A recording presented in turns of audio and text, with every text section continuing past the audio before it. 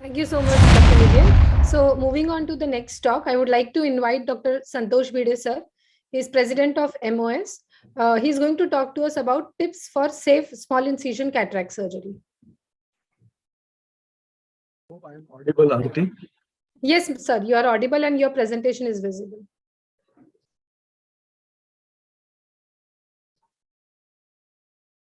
Thank you once again, AIOS and ISMIX, for the opportunity. And my talk is going to be very basics. Actually, safe surgery is most important rather than doing any heroics. All our results should be good in all the surgeries. So I am going to share some of the tips for safe outcomes in SICS. Each step has to be done perfectly. Right from beginning, conjunctival flap and cautery, one has to dissect conjunctiva and tenons separately. There has to be minimal cautery. One should not do excessive cautery because excessive cautery will lead to scleral charring and there can be then problem with astigmatism, and one has to avoid limbal arcade. The next step in SICS is performing a scleral groove, and the tip for that is you have to hold blade perpendicular to sclera, and depth has to be half the thickness of sclera, which is approximately 300 microns. Dr. Shekhar Paranspe has shown his super blade, and I think I will try to use that. It's a wonderful innovation, I think, especially for the beginners. Once you do the half thickness, then you can take either a frown shape incision, chevron shape incision, or an inverted bat wing shape incision. I think scleral tunnel is heart and soul of manual small incision cataract surgery. The dissection has to be at uniform depth, which is the half thickness of sclera. And how do you judge that it is at half thickness? The blade has to be just visible transsclerally. One has to respect curvature of sclera and cornea because it is different. So when you reach limbus, you have to change the direction while dissecting. And when you are at the lateral end while performing tunnel, you have to tilt the blade so as to match to the contour of the globe. After doing tunnel construction, we have to do internal opening. You have to use a sharp blade to avoid Descemet's detachment. A globe also has to be firm because if the globe is very soft, then there is a high chance of Descemet's detachment.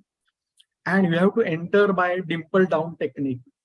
The internal opening is done parallel to the iris, and cutting is always done from outside inwards. So the tips for tunnel construction are: globe should be firm, forward dissection is by lamellar separation of scleral fibers, and lateral dissection is by cutting. An important point is that heel of the blade should be just above sclera. If you have a low heel, then there will be chance of buttonholing of the tunnel, and if there is a high heel, then there is a chances of premature entry. Capsular axis is another important step in cataract surgery. Staining of the capsule always helps in visibility. Anterior chamber has to be deep throughout the capsular axis. So for ease of capsular axis, I prefer to do it through side port. If you're doing through the main port, you have to be very careful because sometimes if you're using a cystitome, then there is a chance of damage to the Descemet's membrane. If you're doing capsular axis in hypermature intumescent cataract, then it is better to aspirate the intralenticular fluid while performing capsular axis. After capsular axis, one has to do hydrodissection to mobilize the nucleus out of the capsular bag into the anterior chamber. Prior to doing hydrodissection, OVD has to be removed completely. Hydrodissection has to be done through main port. It should always be done through main port and not through the side port. Multiple small gentle injections by using 2 cc syringe is preferred. If while doing hydrodissection, there is a sudden bulging of the nucleus, then one has to tap the nucleus, rotate it, so as to avoid blockage of the capsular blockade and subsequent posterior capsular rupture during hydrodissection.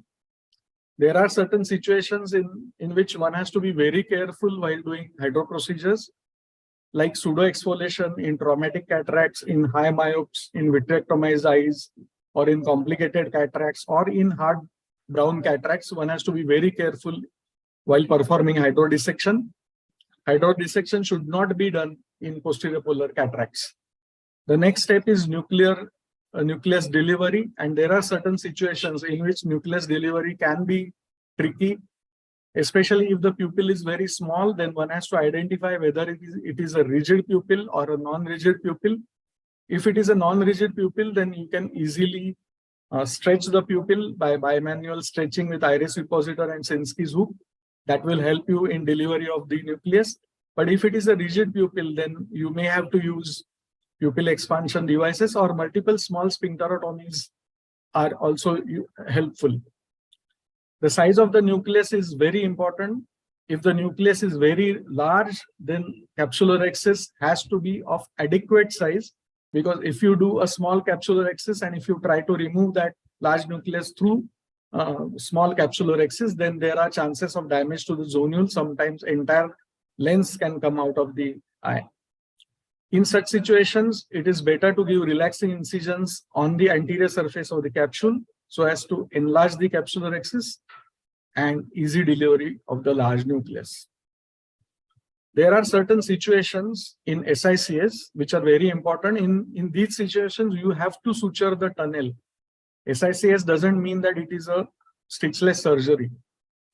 If you have done premature entry, or if there is a buttonholing of tunnel, if the wound is leaking postoperatively, if there is a posterior capsular rupture with vitreous disturbance, you have to suture the tunnel. In high myopes, in pediatric cataracts, also it is always better to suture the tunnel, and you can always manage astigmatism by taking a proper suture.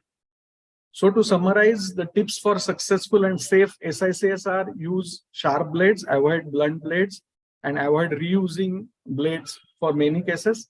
Dissect at proper plane. One has to visualize before doing any step. Respect anatomy, minimal handling. Liberal use of viscoelastic devices is a must. Suturing whenever it is required. And one has to believe in safety first rather than heroics. Thank you once again, ISMICS and AIS, for the opportunity. Thank you so much, sir.